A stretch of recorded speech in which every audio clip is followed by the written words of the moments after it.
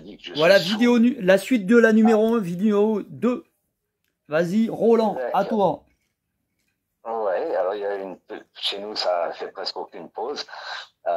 Donc, on considère qu'on repart sur une nouvelle discussion, en quelque sorte. Bah, c'est un peu la suite de la première. On était branchés dans les hindous, les bouddhas, les sadhgurus et tout ça. Et là, tu étais en train de me dire Oui, que tu étais un peu pour soumis, je dire sais pas quoi. voilà, en résumé, donc un excellent exemple de parvenu qui, avec toute la force de l'opportunité, de son ex qui l'aide, etc., il trouve un créneau. Et aujourd'hui, je sais plus, c'est un truc de 250 millions de personnes qui minimum le suivent assez régulièrement, sans parler des fanatiques qui vivent dans son ashram. Enfin bon, voilà. Et Donc par moi je contre, disais, je pense un truc, faut se méfier de ces gens-là parce qu'en fait, on peut pas savoir le niveau qu'ils ont. Donc, faut toujours émettre enfin, on peut pas émettre de critique quelconque, on peut pas savoir. oui, Ou le gars, il a un bon karma et puis il en est arrivé là, ou...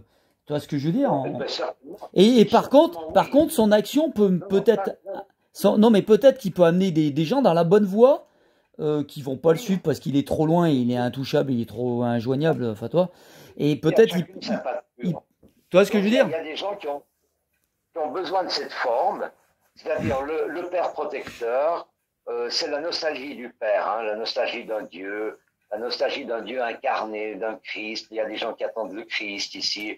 Eux-mêmes, ils attendent pas trop Ah parce ben, il y a un qu'ils en moment, ont il était en plein. Angleterre. Alors, ouais, les Indiens, ils se trouvent toujours, à chaque ville de l'Inde a un super gourou qui est propriétaire d'industries de saloperies du genre Coca-Cola et autres, Ah ben c'est qui super. ont des Dieu énormes... Coca-Cola. Oui, ils sont tous milliardaires, hein, les gourous de l'Inde. Lui, c'est le plus gros, je crois. C'est le plus gros poisson. Il a raflé bien plus que tous les autres, peut-être même réunis, voire.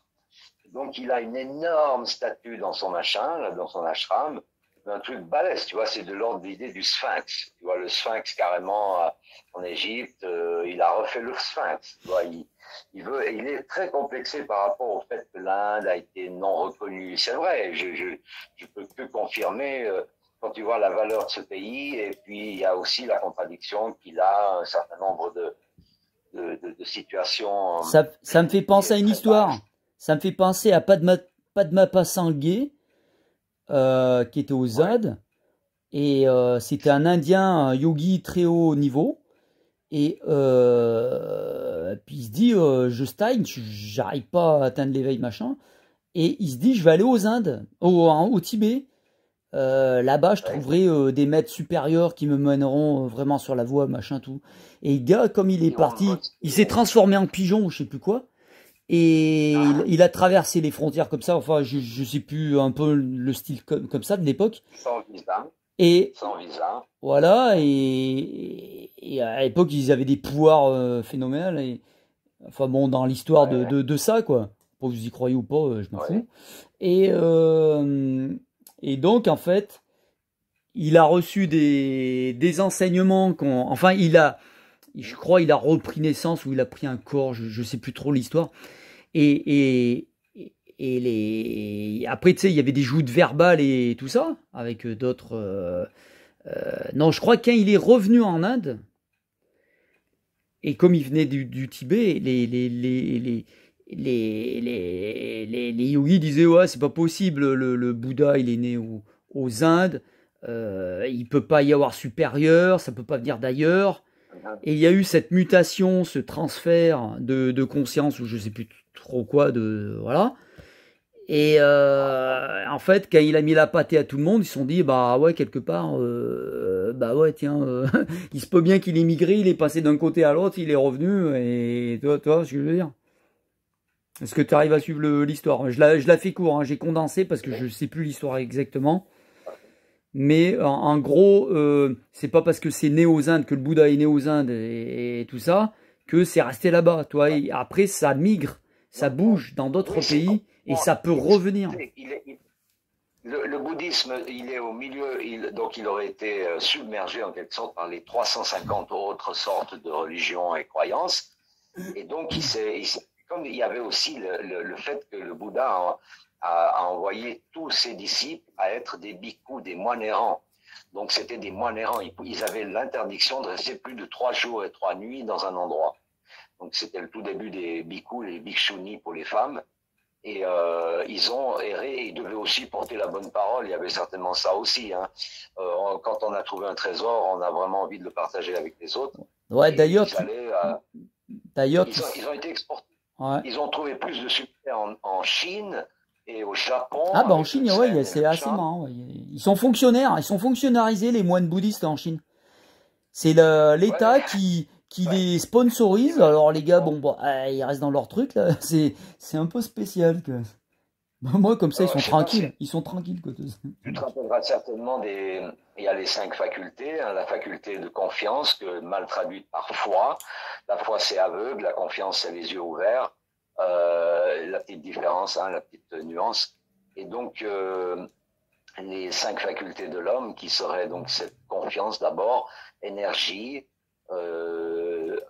attention, vigilance, concentration, focalisation, donc, et gnose, la possibilité de connaissance ultime, qui fait partie de l'homme. Donc c'est accessible, on voit que le Christ y est arrivé, pourquoi pas n'importe qui, et le Bouddha aussi, donc il nous encourage à ce qu'on suive. Attends, j'y pense là. Excuse-moi, je te coupe. Tu m'avais raconté que tu avais fait le centre. Alors moi, je connais toujours pas, je suis pas allé voir. Ouais. Et le centre de Grèce où tu avais un maître, René Joly, je crois, je sais plus, c'est pas ça? Ah ben, il reste que des cendres. Alors est-ce que ce sera un phénix? Si tu peux nous raconter un peu ta vie de cette période-là. Moi, si tu veux, on rallonge beaucoup sur le sujet métaphysique finalement, parce que je me rattache même plus à rien, étant donné que feu René Joly, alias Ananda, a été... Attends, on n'a pas bien compris. Ananda, c'est comment son nom de... Ah, on comprend rien du tout là. Au moment où tu le dis, c'est incompréhensible. Oui, c'est du sanskrit. Alors, Pratnyananda. Pratnyananda. C'est la connaissance transcendante, non discursive. Et Nanda, ce serait béatitude. Donc, celui qui est béat devant la connaissance qui transcende les opposés. Voilà son nom. Mais c'était René Joly aussi pour les intimes. Il a eu qu'une quinzaine de disciples. Sur lesquels il y en a plus beaucoup qui sont encore à cheval, dans le sens où certains ont même carrément un peu déraillé, tu vois, du genre. Et je crois qu'il doit y en avoir quelques-uns qui s'agrippent fermement à cette façon rationnelle d'interpréter le bouddhisme, qui dans son essence d'ailleurs était justement rationnel. C'est-à-dire que lui, il trouve une technique, il trouve un moyen, il va pratiquer certaines respirations, il pique un peu partout hein, dans le yoga justement, et c'est ça qui fait dire à Sadhguru que oui, non, mais c'est vraiment son gros concurrent, c'est l'ombre du Bouddha qui lui empêche lui d'être finalement le roi soleil, qui brille. Parce que Sadhguru, il dit quoi à propos de la respiration, là? Tu étais en train de... Eh bien, alors, il se serait produit que dans l'enfance de ce prince, c'était un fils de prince, c'est un enfant, mais il regardait son père. Tu parles du Bouddha, là? Oui, du Bouddha. Et étant enfant, il était sous un arbre, un pommier, ou je ne sais. Et il est rentré dans un état de dhyana qui est caractérisé par du premier frisson jusqu'aux étages très supérieurs du priti, c'est-à-dire de l'orgasme. Finalement, il a donc un premier orgasme psychique et il n'aura pas besoin donc d'en avoir tellement sexuel parce qu'on dit que si tu as une seule fois l'orgasme du premier dhyana, qui est pas grand-chose dans la liste des 8 dhyanas, les 7 autres sont beaucoup plus impressionnants, mais le premier dhyana, c'est déjà beaucoup, puisque c'est l'entrée dans les dhyanas d'ailleurs, tu pourras développer les autres ensuite. C'est très précieux pour un méditatif d'avoir le premier dhyana. Et donc, il est caractérisé par un abandon de la souffrance, de la joie, du monde, ces paires d'opposés. Tu rentres dans un calme intérieur, une concentration de plus en plus aiguë, et tu en arrives dans un état d'équanimité où tu n'as plus de penchant pour quoi que ce soit. Tu n'es ni attiré, ni repoussé par quoi que ce soit.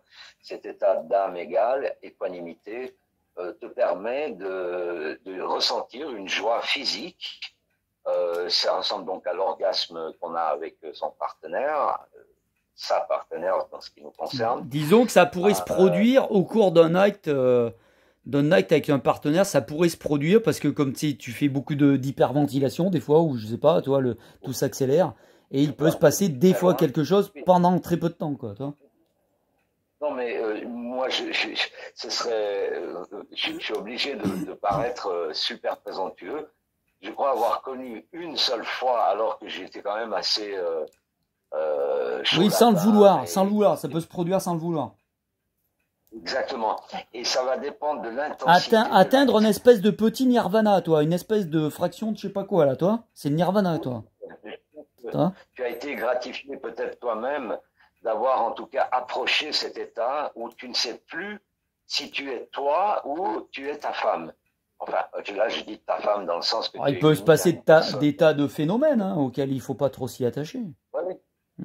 Voilà. Et je crois que l'intense acte sexuel soutenu par une affection réelle, c'est-à-dire ça ne peut pas être porno, ça de toute façon, hein, mais si c'est un acte amoureux qui devient intense, donc déjà par là même, eh bien, si en plus tu as une bonne pleine lune bien spéciale, un moment d'énergie, tout ça, ça synchronise, c'est les fameuses synchronicités qui vont faire qu'à un moment donné X, il sort la possibilité auquel tu tendais auparavant. C'est-à-dire que tu peux faire 20 ans, 30 ans, 40 ans de méditation, tu tends vers ce premier dhyana, donc c'est une obtention mystique. Il y a le souhait, en fait, au bout de 20 ans, tu as émis le souhait, et il y a un moment, ça arrive tout seul, quand les conditions sont réunies.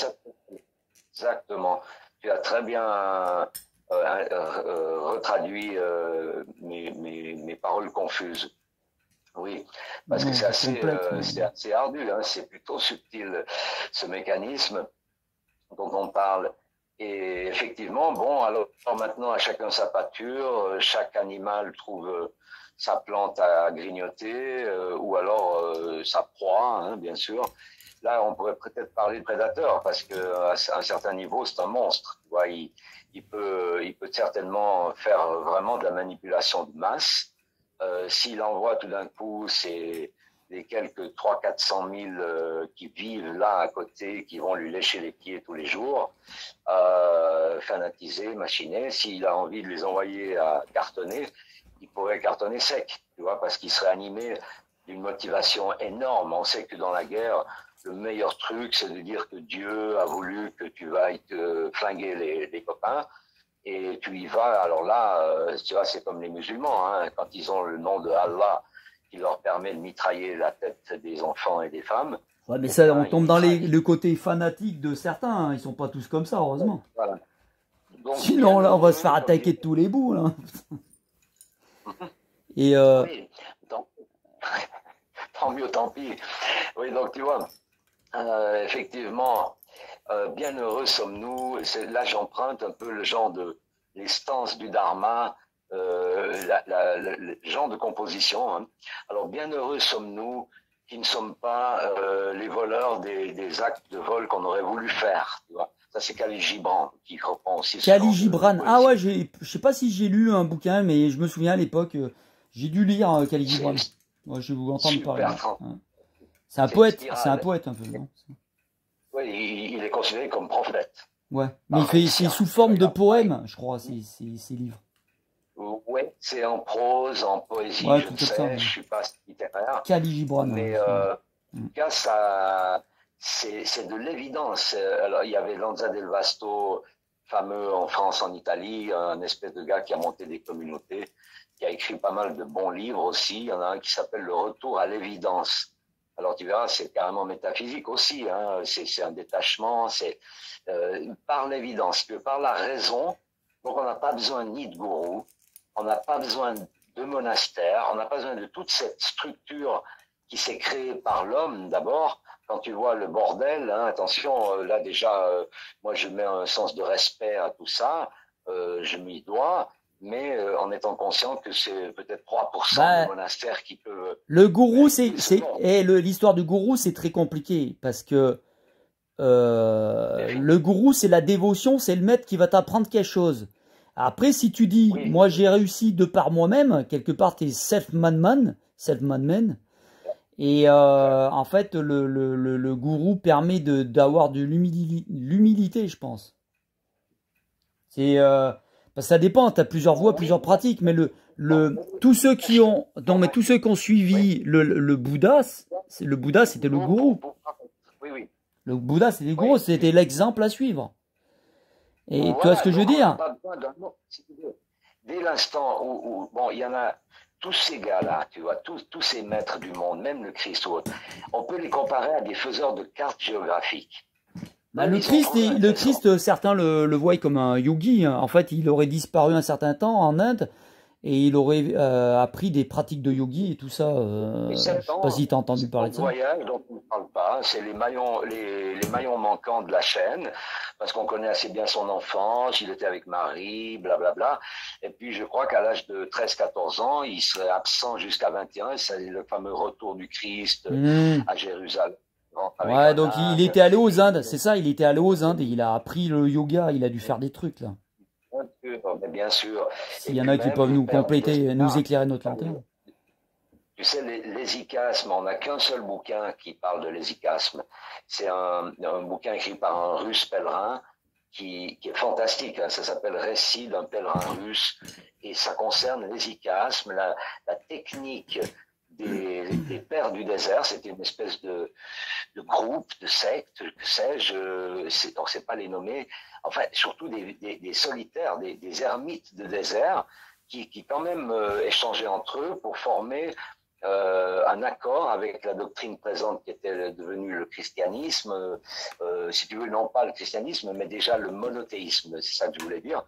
Et ils s'accommodent à cette histoire humaine et ils inventent, en fait, en quelque sorte, c'est peut-être pas le terme vraiment, mais la technique du chapelet. Tu vois. Alors c'est le chapelet, tu as un chapelet à 118 grains, je crois, dans l'Inde, et il y a des chapelets, je ne sais pas combien de grains ils ont chez nous. Et quoi qu'il en soit, tu prends un simple chapelet de grains, tu peux mettre des grains de maïs ou n'importe, et tu assembles ça comme un collier. Et tu répètes, bon, c'est pour soutenir la répétition, hein, donc tu dois faire 20 chapelets dans la journée, ou 30, ou 50, je sais pas. Et puis lui, ben justement, c'est un gars qui est un simple ouvrier, qui est très bon père de famille, 3 enfants. Il rentre un soir chez lui, dans la région, je crois, de Saint-Pétersbourg, en Russie. Il voit la maison brûlée avec sa femme, qui lui dit ciao, ciao, salut, on se reverra de l'autre côté. Et les enfants qui meurent aussi dans les flammes et tout ça. Bon. Il est choqué, il perd sa maison, sa femme, ses enfants. Il a un tel coup de poing dans le plexus qu'il part comme un mec qui aurait bu 10 litres de vodka ou de whisky. Il est complètement pété, on peut dire, complètement défoncé par c'est traumatisé, donc. Et il part dans la forêt comme ça, il fait des kilomètres et des kilomètres, il marche dans la Sibérie, mais il rencontre donc des pères du désert lui aussi, qui lui apprennent la technique du chapelet. Alors, pour pas avoir des pensées récurrentes comme « oui, ma femme est morte, je suis un misérable, j'aurais dû rester à la maison », toutes sortes de choses que le mental est un singe fou piqué par la rage qui saute de branche en branche, disaient les tenants des conciles du Bouddha à l'époque. Et donc, ils avaient été confirmés par le Bouddha lui-même que c'est bien le cas. Donc, ce mental fou qui est piqué par la rage et qui saute de branche en branche, pour l'asseoir, pour le calmer, pour lui asséner un coup fort, eh bien, la répétition du matin jusqu'au soir d'une phrase. Alors, ça peut être j'aime les pâquerettes au printemps, comme ça peut être Jésus-Christ, prends pitié de nous. Alors, comme il devait adapter avec les les inquisiteurs de l'époque, eh bien, ils avaient pris plutôt la phrase Jésus-Christ, aide-moi, prends pitié de moi, etc. Et grâce à ça, ce gars, ben, il trouve un support au début. Il dit oui, pourquoi pas. Et il commence à répéter, mais il est très très bon. Il a une intensité, une énergie. Et il continue de marcher dans les forêts de Sibérie. Il lui arrive plein de choses vraiment magiques, du style. Oui, je peux donner des exemples, il y en a tellement, mais c'est des actes magiques qu'ils se produisent grâce au fait qu'ils récitent continuellement la même phrase. Et ça donne quoi? Alors, c'est dans l'impossibilité d'un yogi qui voudrait chercher le silence intérieur. Alors, il y a effectivement cette technique qui peut marcher dans certains cas, qui est de saturer le mental avec une seule phrase. Donc, c'est comme si tu pensais plus parce que tu ne fais que penser la même phrase. Et donc, tu satures, tu fatigues le mental. Et puis, il va y avoir un moment donné où il y aura un lâcher-prise. Elle va se répéter toute seule.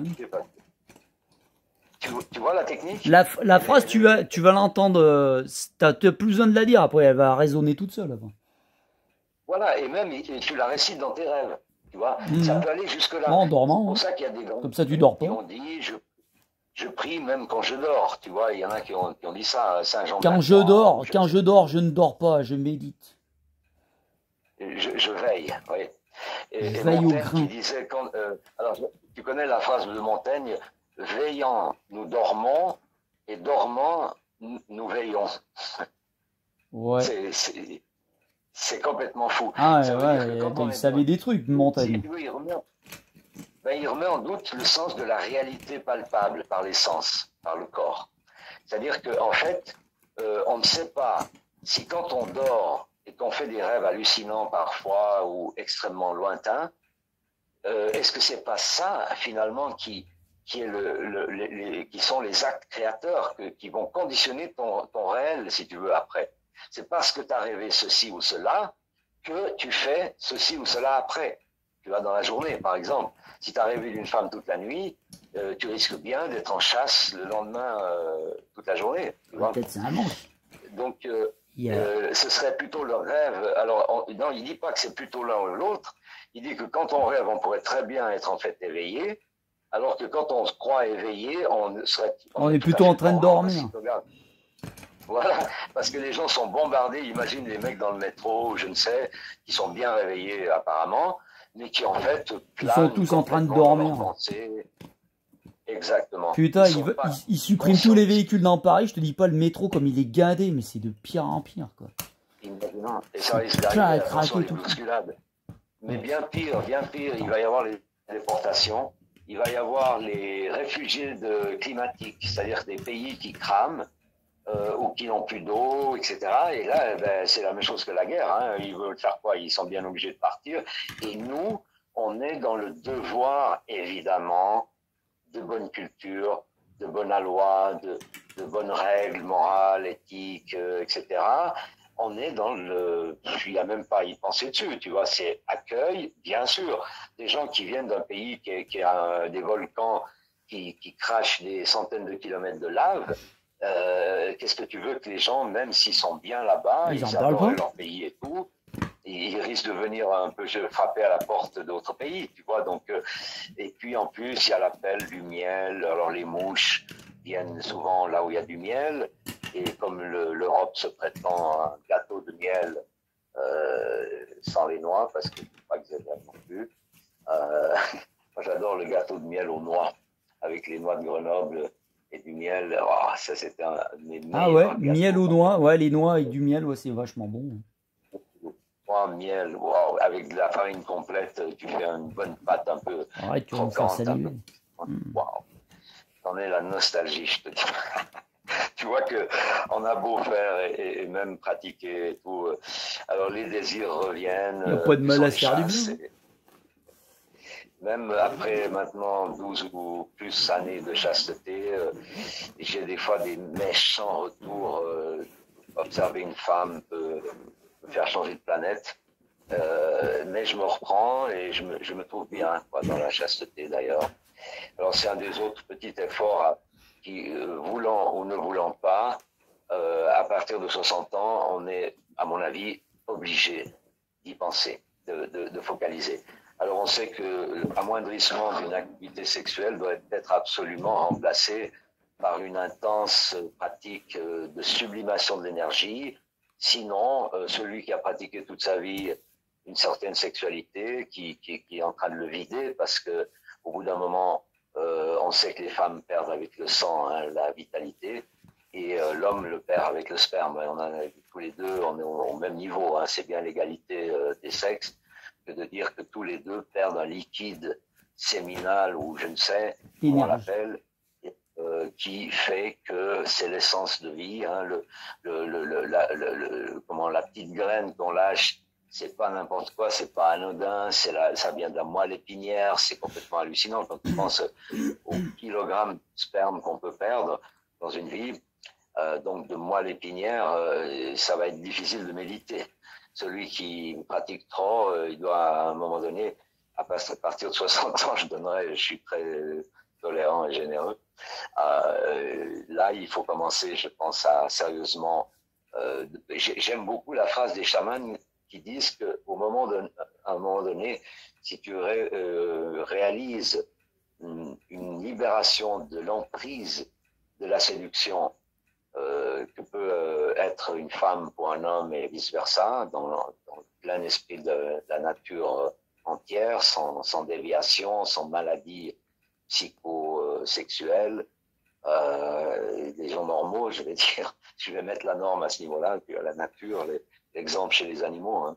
Il n'y a pas de mariage bisexuel chez les animaux, il y a des compagnonnages, oui. Alors, les gens il y a les escargots, ils sont hermaphrodites. Oui, alors il y a des exceptions, il y a des poissons qui deviennent femelles après avoir été mâles ou le contraire, je ne sais plus. Il y a des phénomènes fantastiques qui nous rappellent que justement il n'y a que deux sortes d'énergie qui peuvent se placer n'importe où. Dans le même poisson, dans la même personne, il peut y avoir ambiguïté, c'est clair. Mais ce sera toujours déviation par rapport à l'état pur, naturel. Je prendrai un groupe de lions, par exemple. Eh bien, oui, les mâles couvrent les femelles. Il y a des amitiés femelles-femelles, mâles-mâles, qui sont parfois très fortes, on observe dans la nature, mais jamais, comme l'ont prétendu certains homos, deux chiens vont s'enculer. Je défie quelqu'un de me montrer une vidéo où tu as deux chiens mâles dont l'un encule l'autre. Tu vois, ça ne pourra jamais se produire. Ils pourront jouer à faire l'amour, ils feront semblant, et au moment où la quéquette de l'un s'approche trop près et touche l'anus de l'autre, il va réagir exactement comme une femelle qui n'est plus en chaleur du tout. Donc il va se retourner et violemment agresser, à la place de jouer, il va casser le jeu, il va agresser celui qui cherche à l'enculer. Voilà. Donc la nature nous montre ce qu'est l'équilibre, et j'espère que ceux qui nous entendent pourront prendre de la graine si dans le cas ils ont eux-mêmes, comme moi j'ai eu, des déséquilibres. Étant très jeune, on était un peu pervers en étant adolescent. Il y en a un qui a lancé une fois, est-ce que tu serais capable de baiser une poule? Et puis cette idée m'avait traversé la tête. Il y avait un défi qui était lancé. Et je me souviens qu'un jour j'avais vu une poule qui passait. Je m'étais dit tiens, ce serait l'occasion d'expérimenter. Bon, ça s'est arrêté là. J'ai eu un réflexe. C'est bien là qu'on voit la. Ah, t'as eu le malheur d'y penser, quoi. Ben quand même, tu vois. Mais on sait que c'est insidieux. Donc on parle en chrétienté du diable qui s'infiltre dans nos pensées. C'est pas faux, il y a de ça. On parle des djinns en Arabie, etc. Tu vois, il y avait là vraiment. Je me suis claqué la joue en me disant, mais attends, ça vient d'où cette idée? C'est qui t'a. Ah oui, puis je me souvenais du gars qui avait lancé ce défi, et dans nos rires idiots de gosses de 13-14 ans. Ici, j'ai un voisin qui prétend que quand il était jeune, avec son ami, un autre voisin, ils avaient pris un âne et il s'était passé tranquillement pour le sodomiser. Tu vois. Enfin, bon. Alors, donc, heureusement que les vidéos sont pas pour les mineurs, il y a marqué pas pour les enfants. Non, mais je pense qu'ils peuvent écouter, ils vont très bien comprendre. Je vais marquer oreille chaste, s'abstenir. Mais quand même on surfe sur l'objectivité, hein, donc on n'est pas à donner des subjectivités aux enfants, au contraire. Tu vois, comment maintenant, il y avait les homos qui avaient affirmé la possibilité de scène, tu vois, et avec cet argument, ils ont obtenu l'ouverture dans les années 60. Ils ont profité d'une aubaine, hein, aussi, la liberté sexuelle, et eux, ils revendiquaient donc le droit d'être homo par le biais, puis ils disaient, il y a plein de couples qui se tapent dessus, qui ne s'aiment pas, qui sont des jeux d'intérêt d'argent et autres, des putes, tout ça. Et pourquoi nous, si on s'aime, on ne pourrait pas faire quelque chose ensemble, tu vois. Cet argument a permis aux pédophiles qui arrivent derrière et qui disent, excusez-moi, mais moi aussi, j'aime les enfants. Vous voyez ce que je veux dire? Ouais, mais ils ont baissé l'âge petit à petit, parce qu'avec les lois, là, depuis quelques années, ils sont en train de baisser le 15 ans, 13 ans, 11 ans et compagnie. Hein. Alors, t'as les zoophiles, je crois que ça s'appelle comme ça, ouais, qui aiment baiser les animaux. Et t'as le mec, le paysan du coin qui a perdu sa femme parce qu'il était tellement naze. Eh bien, lui, il va enculer l'âne de son troupeau. Et puis, il pourrait argumenter pour que la loi lui autorise à marier son âne, peut-être même avoir une adoption d'enfants, tu vois. Ah non, mais attends, je te coupe. Ils sont en train d'expérimenter. Ils viennent de voter des lois parce que les gens, ils se rendent pas compte. Tu peux maintenant, je crois que ça a été voté. Hein. Alors, je sais plus si c'est en France, en Amérique ou quoi. Tu peux mélanger des cellules humaines avec des cellules animales, fécondées ou je sais pas quoi. Tu peux greffer des cellules humaines. Donc, on est en train de créer des chimères et c'est actuellement, récemment autorisé. Tu peux créer des chimères. Oui, dans l'air du temps. C'est dans l'air du temps. Donc, on est en plein dedans, on y va à fond. Donc, tu sais, c'est comme dans Star Wars, tu as des espèces de bonhommes avec des têtes bizarres, animales ou bizarroïdes. Mais si on arrive là, on va y aller. Hein. On y va tout droit. Là. Imaginez. Tu vois, moi, je prendrais la référence des anciens, avant les Babyloniens, donc les gars de la... Comment ils les appellent? Ou les Égyptiens avec les têtes d'animal ou de faucon. 8000 ans de ça, ils disent qu'en fait, il y aurait eu 800 gaillards de 3,5 mètres de haut qui sont descendus d'une planète qui est noire, qui est invisible et qui est dans notre système. C'est le soleil noir. Nous, le Sun Schwarz, SS. Les nazis, c'est SS, Sun Schwarz. C'est le soleil noir. Ils avaient cette mystique-là et ils se revendiquaient beaucoup d'éléments mystiques, bien sûr. Mais tu vois, non, en fait, alors, cette planète serait habitée, elle est 3 fois plus grosse que la Terre, elle est noircie par une émanation, mais elle est en train de crever depuis des milliers d'années, elle est en train de se finir, parce qu'elle s'éloigne trop du Soleil dans son orbite, elle revient que les X 1000 années, et donc il y aurait 8000 ans de ça, le dernier voyage. Il y a 600 gaillards qui sont descendus sur Terre et ils voulaient de l'or. Parce que non pas pour la richesse que l'or représente, au contraire, ils s'en foutaient complètement, c'est un minéral qu'ils ont besoin pour balancer dans l'atmosphère de leur planète. Les Sumériens, c'est donc les tablettes archéologiques sumériennes de Vier qui sont de plus de 8000 ans, il y en a. On est à 33 minutes, je vais couper, on reprend, je coupe juste, on va faire une troisième.